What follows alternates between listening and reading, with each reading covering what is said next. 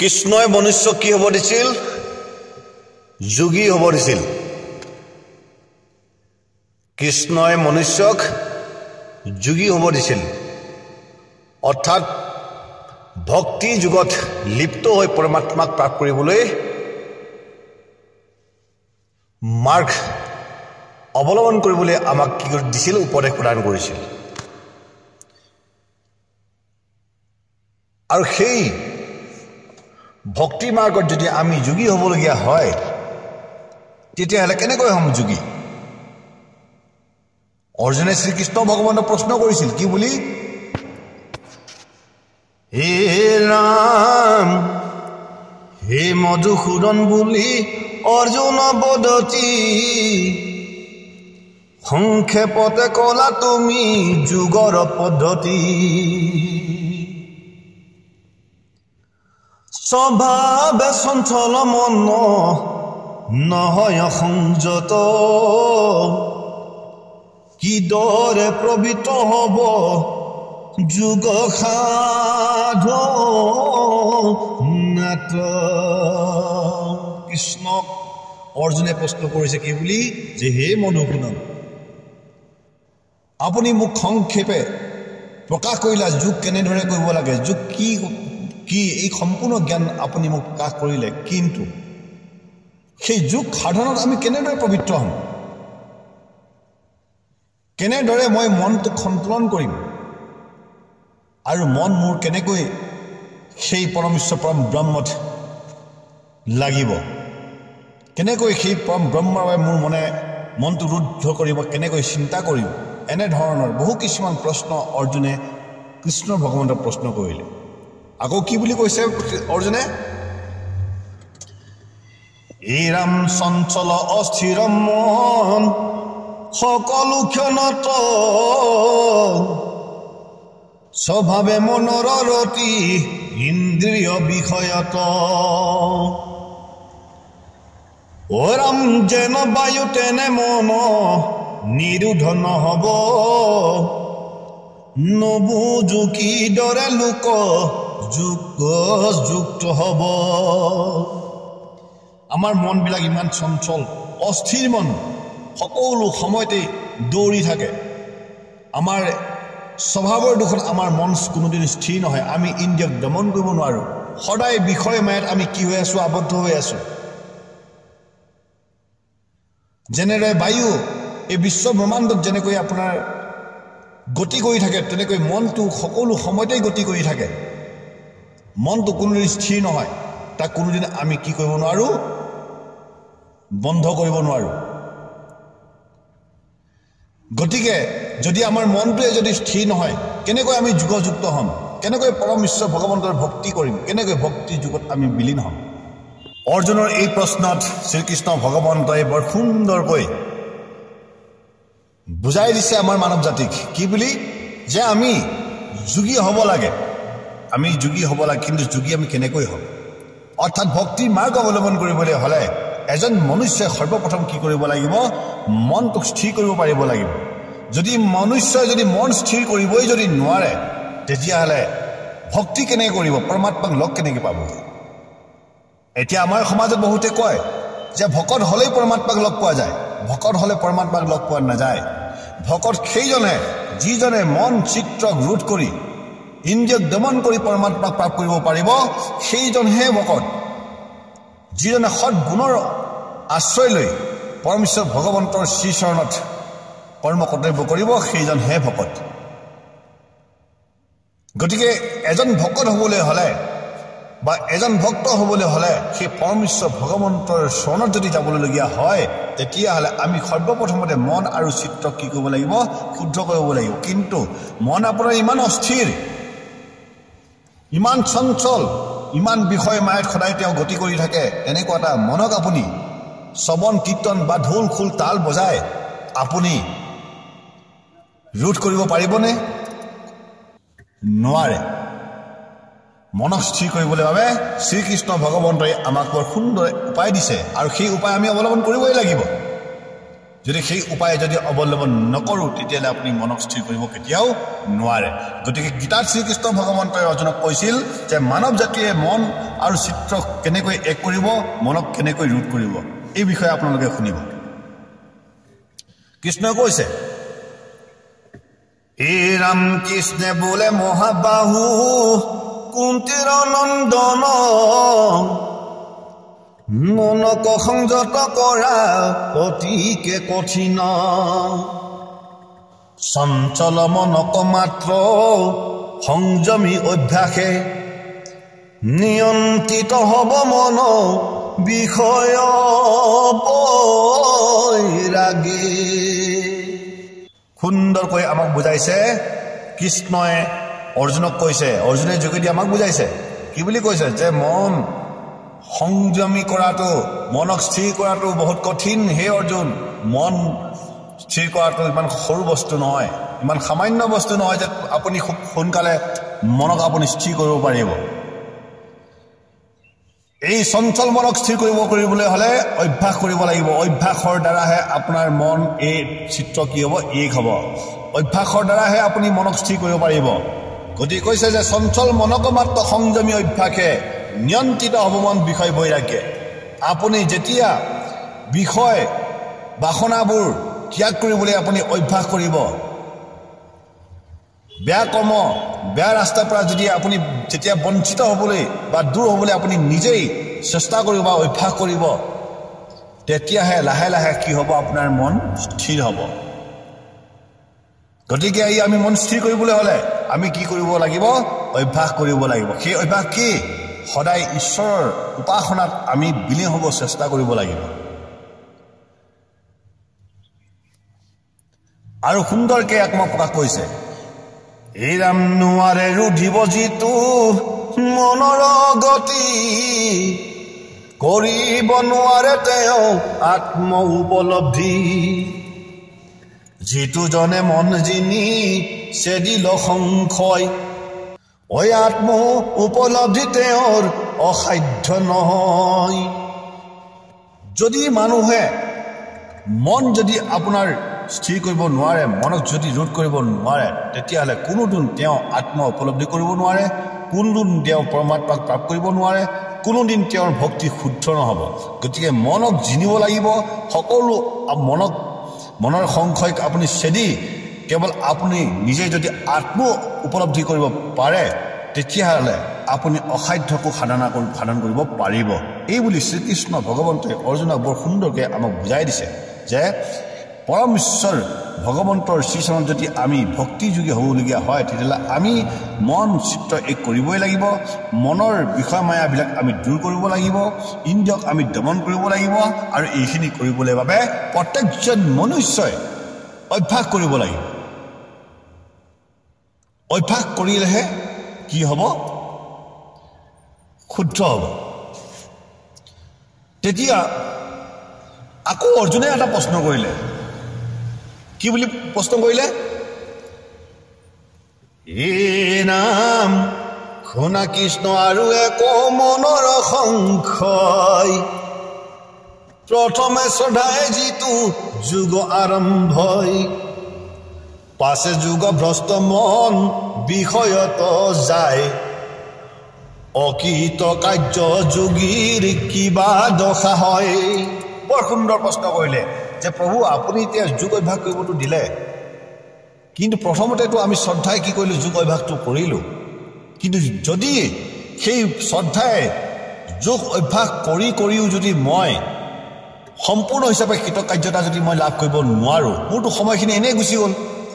তেতিয়াহ'লে সেই যোগীজনৰ কি দশা হ'ব বৰ সুন্দৰ প্ৰশ্ন কৰিছে কাৰণ মই অভ্যাসটো কৰিছোঁ অভ্যাসটো কৰোঁতে হয়তো মোৰ 10 বছৰ পাৰ হৈ গ'ল 15 বছৰ পাৰ হৈ গ'ল কিন্তু তথাপিও কিন্তু মই মনক স্থিৰ কৰিব নোৱাৰিলোঁ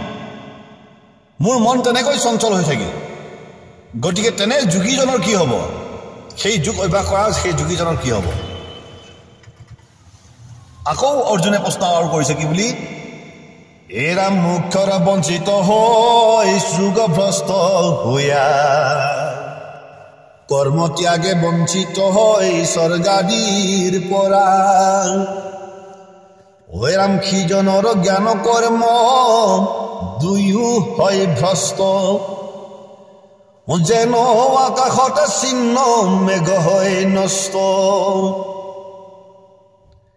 হে কৃষ্ণ মোৰ হেন সংশয় মনৰ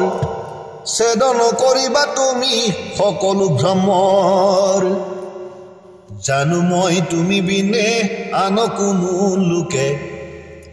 নহয় সমৰ্থ মোৰ সংশয় ছেদিবে যেতিয়া এজন ব্যক্তিয়ে যুগভ্ৰষ্ট হৈ যায় যুগভ্ৰষ্ট হোৱাৰ পিছত যিটো মোক্ষ মাৰ্গ সেই মোক্ষ মাৰ্গৰ পৰা কি হয় বঞ্চিত হয় আৰু এই ব্যক্তিজনে যুগ অভ্যাস কৰি কৰি কৰি কৰি কি হৈ গ'ল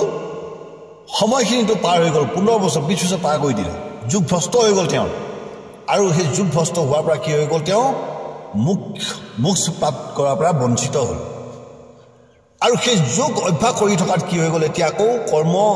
যিবোৰ আছিল সেই কৰ্মৰ পৰাও তেওঁ কি হৈ গ'ল বঞ্চিত হ'ল এতিয়া কৰ্মৰ পৰা বঞ্চিত হৈ কি হ'ব এতিয়া তেওঁ স্বৰ্গও যাব নোৱাৰিব এতিয়া কাৰণ পুণ্য প্ৰাপ্ত কৰিব নোৱাৰিলে গতিকে সেই ব্যক্তিজনৰ এতিয়া কি জ্ঞান কৰ্ম দুইটাই ভ্ৰষ্ট হৈ গ'ল যেনেকৈ আপোনাৰ আকাশত আমাৰ কি হৈ যায় মেঘবিলাক ছিন্ন বিচ্ছিন্ন হৈ যায় টুকুৰা টুকুৰা হৈ যায় তেনেকৈ তেখেতৰ এতিয়া কি হৈ গ'ল কৰ্ম আৰু জ্ঞান দুইটাই ভ্ৰষ্ট হৈ গ'ল তেওঁ এতিয়া যোগ অভ্যাস কৰিছিল সত্য কিন্তু তেওঁ মনক স্থিৰ কৰিব নোৱাৰিলে পৰমাত্মাক প্ৰাপ্ত কৰিব নোৱাৰিলে এতিয়া তেওঁ কি হ'ব এই মূল সংশয়টো সেই শ্ৰীকৃষ্ণ ভগৱন্ত মোক দূৰ কৰা এই বুলি অৰ্জুনে কি কৰিছিল কৃষ্ণক নিবেদন কৰিছিল তেতিয়া কৃষ্ণ বৰ সুন্দৰকৈ উত্তৰ দিছে কি বুলি এ ৰাম কৃষ্ণে বোলে পাৰ্থ শুনা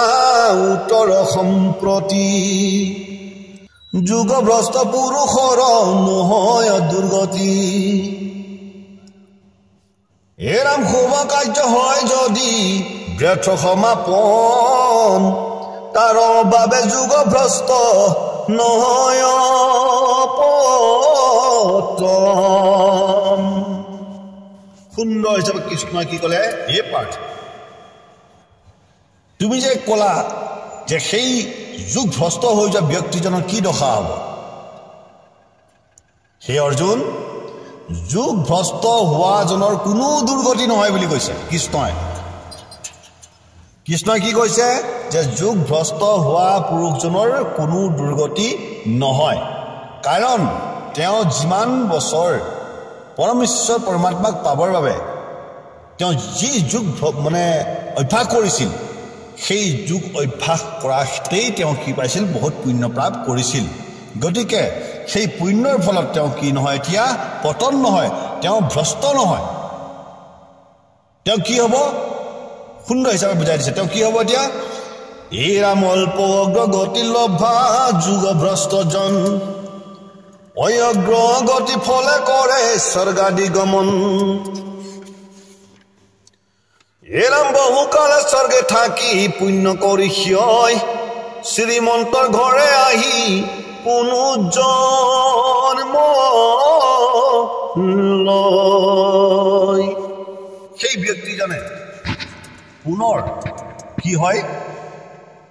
শ্ৰীমন্তৰ ঘৰত অৰ্থাৎ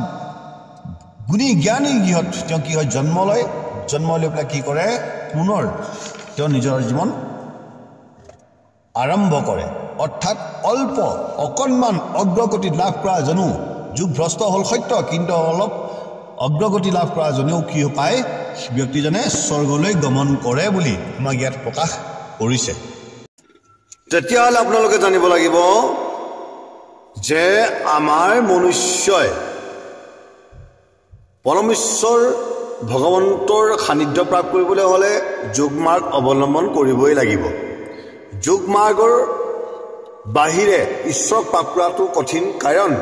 যোগ মাৰ্গ অৱলম্বন নকৰিলে আপোনাৰ মন চিত্ৰ কেতিয়াও শুদ্ধ নহয় আপুনি যিমানেই ভক্তি মাৰ্গ অৱলম্বন নকৰক কিয় কিন্তু আপুনি মনটোক এক কৰিব নোৱাৰিব আৰু মনটোক আপুনি বান্ধিব নোৱাৰিব গতিকে যেতিয়ালৈকে আমি মন চিত্ৰ এক নকৰোঁ তেতিয়ালৈকে আমাৰ ভক্তি সিদ্ধি নহয় আৰু আমি যোগী হ'ব নোৱাৰোঁ গতিকে আমি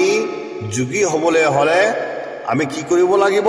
যোগ ধ্যান আমি কৰিবই লাগিব এই জ্ঞানখিনি কৃষ্ণ ভগৱন্তই প্ৰদান কৰিছে আৰু আমাক কি বুলি কৈছে যে যদিহে আমি সেই যোগ ধ্যান কৰোঁতে কৰোঁতে যদি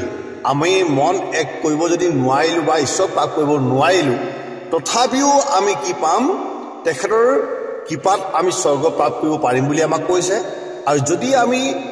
মন স্থিৰ কৰি যদি পৰম ভগৱন্তক যদি প্ৰাপ্ত কৰিলোঁ তেতিয়াহ'লে আমিতো মোক্ষ প্ৰাপ্তেই কৰি পেলালোঁ আমি মুক্তি পাই গ'লোঁ আমি জীৱন আত্মাক মুক্তি আমি প্ৰদান কৰিলোঁ কিন্তু যদিও বা নোৱাৰিলোঁ কিন্তু তথাপিও আমাৰ স্বৰ্গস্থান আছে অৰ্থাৎ আমি মনক স্থিৰ কৰিব পাৰিলেও আমি মানে আপোনাৰ আমি কি হৈছোঁ আমি ফল পাইছোঁ আৰু মনক স্থিৰ কৰিব নোৱাৰিলেও ফল পাইছোঁ গতিকে যদি সকলো ফালে যদি আমি ফল প্ৰাপ্ত কৰোঁ তেতিয়াহ'লে সেই মাৰ্গটো আমি অৱলম্বন কৰিব লাগেনে নে আমি অন্য মাৰ্গ অৱলম্বন কৰিব লাগে আমি শ্ৰৱণ কীৰ্তন কৰিব লাগে শ্ৰৱণ কীৰ্তনৰ পৰা মন চিত্ৰ আমাৰ শুদ্ধ হয় শ্ৰৱণ কীৰ্তন এতিয়াই নহয় পূৰ্বৰ পৰাই আছে আমি পূৰ্বৰ পৰাই শ্ৰৱণ কীৰ্তন আমি কৰি আহিছোঁ আমাৰ শ্ৰৱণ কীৰ্তন পূৰ্বৰ পৰাই আছে মুনিসকলেও শ্ৰৱণ কীৰ্তন কৰিছিল গতিকে আমি সমস্ত ভক্তবৃন্দই কিন্তু যোগ ধ্যানটো এৰিব নেলাগে কিন্তু এতিয়া আমাকো ইয়াত কি কৈছে যে সত্য যুগতহে হেনো ধ্যান আছিল গতিকে সত্য যুগতহে আমি ধ্যান কৰিছিলোঁ আৰু এতিয়া ধ্যান কৰিব আমি নেলাগে কলি যুগৰ এইটো ধৰ্ম নহয় এনেবোৰ কিছুমান আমাৰ মানে মানৱ সমাজত প্ৰকাশ কৰি কি হৈছে আমাৰ ধৰ্মত বিভ্ৰান্তি ঘটাইছে গতিকে এই কিছুমান বিভ্ৰান্তিকৰ যি উপদেশ সেই বিভ্ৰান্তিকৰ উপদেশত আমি কি দিব নালাগে মনোযোগ দিব নালাগে আৰু যাহক এতিয়া আমি যোগ ধ্যান কৰিম কেনেকৈ ইয়াক আমাক সুন্দৰ হিচাপে শ্ৰীকৃষ্ণ ভগৱন্তই গীতাত কি বুলি প্ৰকাশ কৰিছে এ ৰাম আসনে বহিয়া যোগ অভ্যাস কৰিব ইন্দ্ৰিয় গণৰ ক্ৰিয়া সংযম কৰিব একত কৰিব মন চিত্ত আৰু বুদ্ধি ভক্তি অৰ্পিলে মন হ'ব চিত্ৰ শুদ্ধি আমি কেনেকৈ আৰম্ভ কৰিম যোগ আমি সুন্দৰকৈ আমি কি কৰিব লাগিব আসন এখন আমি পাৰি ল'ব লাগিব আমি পদ্মাসন কৰিবলৈ পৰম ঈশ্বৰ ভগৱন্তক স্মৰণ কৰিবলৈ বাবে আমি যোগ অভ্যাস কৰিব লাগিব আমাৰ যিমানখিনি ইন্দ্ৰিয় আছে যিমানখিনি আমাৰ ইন্দ্ৰিয়ই ক্ৰিয়া কৰি আছে সেই ইন্দ্ৰিয়খিনিক আমি সংযম কৰি মন চিত্ত আৰু বুদ্ধিক আমি কি কৰিব লাগিব এক কৰি পেলাই কি কৰিব সেই পৰম ঈশ্বৰ ভগৱন্তৰ স্বৰূপ চিন্তা কৰি বা তেখেতক আমি ধ্যান কৰি আমি কি কৰিব লাগিব যোগ অভ্যাসত উপবিষ্ট হ'ব লাগিব এনেদৰে আমাক শ্ৰীকৃষ্ণ ভগৱন্তই উপদেশ প্ৰদান কৰিছে আকৌ কি কৈছে শুনিব এই ৰাম যোগযুক্ত লোকে যত্নে হ'ব সমাধিত দেহ মোৰ কৃপা ৰাখে নিশ্চল ভাৱত এই ৰাম দৃষ্টি স্থিৰ কৰি অগ্ৰ ভাবে নাশিকাৰ মোকেই চিন্তিব এৰি ভাৱ বিষয় আমি তেনেদৰে সমাধি স্বৰূপ হৈ কি কৰিব লাগে আমি যোগ অৱলম্বন কৰিব লাগে আৰু যোগযুক্ত হৈ দেহ মোৰ শৰীৰ সকলো আমি কি কৰিব লাগিব স্থিৰ কৰি এটা ভাৱ আমি আনিব লাগিব যে পৰম ঈশ্বৰ ভগৱন্তৰ শ্ৰীচৰণত আমি সাক্ষাৎ তেওঁক কি কৰি আছোঁ ধ্যান কৰি আছোঁ বা তেখেতৰ চৰণত আমি সাক্ষাৎ কি কৰি আছোঁ নন্মস্তক হৈ তেখেতৰ চৰণত আমি সেৱা কৰি আছোঁ এনেকুৱা কিছুমান ভাৱনা এক কৰি কি কৰিব লাগিব আমাৰ দৃষ্টি স্থিৰ কৰি আমাৰ যিটো নাসিকাৰ সন্মুখত আগভাগক কি কৰিব লাগিব আমি পৰম ঈশ্বৰ ভগৱন্তক স্থিৰ কৰিব লাগিব স্থিৰ কৰি তেখেতক কি কৰিব লাগিব চিন্তা কৰিব লাগিব কিন্তু এটা কথা আপোনালোকে সদায় মনত ৰাখিব পৰম ঈশ্বৰ ভগৱন্তৰ মূল স্বৰূপ বুলি ক'বলৈ যাওঁতে বহু কিছুমান মানে স্বৰূপ লৈ চিন্তা কৰে কিন্তু পৰম ঈশ্বৰ ভগৱন্তৰ এই বিশ্ব ব্ৰহ্মাণ্ডত প্ৰকাশ হোৱা প্ৰথম স্বৰূপটো হৈছে জ্যোতিস্বৰূপ অগ্নিস্তম্ভ স্বৰূপ জ্বালামুখী যুক্ত মহান অগ্নিস্বৰূপ যিটো শিৱ লিংগ আমি কওঁ যাক শিৱলিংগ বুলি কওঁ অৰ্থাৎ শিৱলিংগ মানে হ'ল জ্যোতিৰ্লিংগ মানে হ'ল অগ্নি স্তম্ভ স্বৰূপ বা পোহৰ বা জ্যোতি স্বৰূপ যেনেকৈ এগছ বন্তি এনেধৰণৰ এটা মানে আপোনাৰ স্বৰূপ লৈ আমি কি কৰিব লাগিব চিন্তা কৰিব লাগিব সেইটোৱে হৈছে পৰম নিৰাকাৰ পৰম ব্ৰহ্ম শিৱৰ প্ৰথম স্বৰূপ তাক আপুনি কৃষ্ণ বুলি কৈছে শিৱ বুলি কৈছে সেইটো আপোনাৰ কথা কিন্তু কৃষ্ণ আমি পিছতহে কৈছো কিন্তু পূৰ্বতে আমাৰ ঋষিমুনিসকলে শিৱ স্বৰূপ বুলিহে কি কৰিছিল সম্বোধন কৰি এই পৰম বিশ্ব পৰম ব্ৰহ্ম লিংগ স্বৰূপ কি কৰিছিল ধ্যান কৰিছিল আৰু কি বুলি কৈছে শুনিব এই ৰাম সংহত কৰিব মন নকৰিব ভয় চিত্ৰ স্থিৰে আঁতৰিব বাজিক বিষয় এই ৰাম ব্ৰহ্মচৰ্য ব্ৰতে থাকি সংযমিব মন সমাধিস্থ হ'ব হয়া মত পৰায়ণ গতিকে আমি কি কৰিব নালাগে ভয় কৰিব নালাগে আমি ভয় কৰিব নালাগে যে আমি কৰিব পাৰিম নোৱাৰিম বা কিবা আমাৰ ভুল হ'ব নেকি বা অপৰাধ হ'ব নেকি এনেধৰণৰ কোনোৱে আমি মানে ভয় ভাৱটো আমাৰ ভিতৰত আনিব নালাগে আমি চিত্ত স্থিৰ কৰি আমি পৰমেশ্বৰ ভগৱন্তক ধ্যান কৰিব লাগে যদি আমি তেনেদৰে পৰমেশ্বৰ ভগৱন্তৰ যদি আমি ধ্যান কৰোঁ তেতিয়াহ'লে যিবোৰ আমাৰ বাহ্যিক বিষয় তাৰমানে বাহিৰত আমি যিমানখিনি চিন্তা চৰ্চা কৰি আছোঁ যিবোৰ আমাৰ মনটোৱে যিমানখিনি দূৰলৈকে ভাবে সেইখিনি আমি কি কৰিব পাৰোঁ আঁতৰাব পাৰোঁ কেৱল ধ্যানৰ দ্বাৰা আৰু আমি কি কৰিব পাৰোঁ ব্ৰহ্মচৰ্য পালন কৰি আমি সেই মনক সংযম কৰিব পাৰোঁ গতিকে মনক সংযম কৰি যেতিয়া আমি সমাধিস্থ হৈ পৰম বিশ্ব ভগৱন্তৰ ধ্যান কৰিম তেতিয়াহে আমাৰ পৰম ঈশ্বৰ ভগৱন্তক প্ৰাপ্ত কৰাৰ আমাৰ শক্তি আমাৰ স্থিতি হ'ব আৰু সেই শক্তিৰ দ্বাৰা পৰম ঈশ্বৰ ভগৱন্তক আমি প্ৰাপ্ত কৰিব পাৰিম ইয়াৰ বাহিৰে অন্য আমাৰ কোনো ৰাস্তা নাই আমি আজি তাল ফুল নাম কীৰ্তন গাই ৰজগুণত আমি লিপ্ত হৈ আমি কি হৈ আছোঁ নিজে আপোন পাহৰি হৈ আছোঁ গাইছোঁ মানে গাই কৰি আমি কি কৰিছোঁ পাহৰি গৈছোঁ আমি নিজক মনৰ স্থিৰ কৰিব পৰা নাই আমি মন স্থিৰ কৰিব পৰা নাই শ্ৰৱণ কীৰ্তন কৰিলোঁ গালোঁ সকলোৱে মিলি কৰি হাঁহি মাতি কৰি গ'লোঁ ঘৰলৈ গুচি গ'লোঁ আকৌ পিছদিনাখন আকৌ আহিলোঁ তেনেকৈ কৰিলোঁ কিন্তু তেনেকৈ কেতিয়াও আপুনি মন স্থিৰ কৰিব নোৱাৰে কাৰণ মনুষ্যৰ মুক্তিৰ মাৰ্গ ধ্যান আৰু সমাধিস্থতে আছে আৰু লগতে দেহ আৰু আত্মাৰ যিটো সম্পৰ্ক সেই সম্পৰ্কৰ ভিতৰতহে আছে কিন্তু তাকে যদি আমি নেজানি পেলাই যদি আমি শ্ৰৱণ কীৰ্তনেই পৰমাত্মাক প্ৰাপ্ত কৰিম বুলি ভাবোঁ সেইটো আমাৰ ভুল হ'ব কাৰণ দেহ আত্মা আৰু বায়ু এই তিনিটা পদাৰ্থক লৈ পৰমেশ্বৰ ভগৱন্তই মনুষ্যৰ মুক্তিৰ মাৰ্গ কি কৰিছে প্ৰশস্ত কৰিছে যদি এই বিদ্যাৰ পৰা যদি আপুনি দূৰ হৈছে তেতিয়াহ'লে আপুনি কেতিয়াও পৰমেশ্বৰক প্ৰাপ্ত কৰিব কেতিয়াও নোৱাৰে আকৌ কি বুলি কৈছে এই ৰামে নেদৰে যোগীজন থাকি সংযমত মনক কৰিব স্থিৰ অজেয় আত্মাত অভ্যাস চিন্তনে আৰু নিষ্ঠাৰ বলেৰে নিৰ্বাণ ৰূপ পৰম শান্তি লাভ কৰে এনেদৰে যোগীজনে কি হ'ব লাগিব সংযমী হৈ পৰমেশ্বৰ ভগৱন্তৰ স্থিৰ কৰি মানে চিন্তা কৰি মনক আত্মাত নি পেলাই কি কৰিব স্থিৰ কৰিব লাগিব আৰু এনেদৰে অভ্যাস চিন্তন কৰি ভক্তি নিষ্ঠাৰ বলত সেই পৰম যোগীজনে কি কৰে পৰম শান্তি লাভ কৰে বুলি আমাক প্ৰকাশ কৰিছে গতিকে সেই ভক্তবৃন্দ আমি আপোনালোকক নিবেদন কৰিম সভ্য সনাতন ধৰ্মই হৈছে মূল ধৰ্ম মানৱ জাতিৰ প্ৰথম ধৰ্ম অতি প্ৰাচীন ধৰ্ম যি ধৰ্মত যোগ মাৰ্গ অৱলম্বন কৰিবলৈ বা যোগ ধ্যানৰ যোগেদি পৰমাত্মা প্ৰাপ্ত কৰিবলৈ স্বয়ং মহাদেৱে আমাৰ এই বিশ্ব ব্ৰহ্মাণ্ডক জ্ঞান প্ৰদান কৰি গৈছে আৰু এই যোগ মাৰ্গ মূল বিদ্যাটোৱে হৈছে পৰম মহাদেৱ শংকৰৰ আৰু মহাদেৱ শংকৰে হৈছে পৰমাত্মা কাৰণ তেওঁ নিজেই গুৰুস্বৰূপ ধৰি সমস্ত বিশ্ব ব্ৰহ্মাণ্ডক এই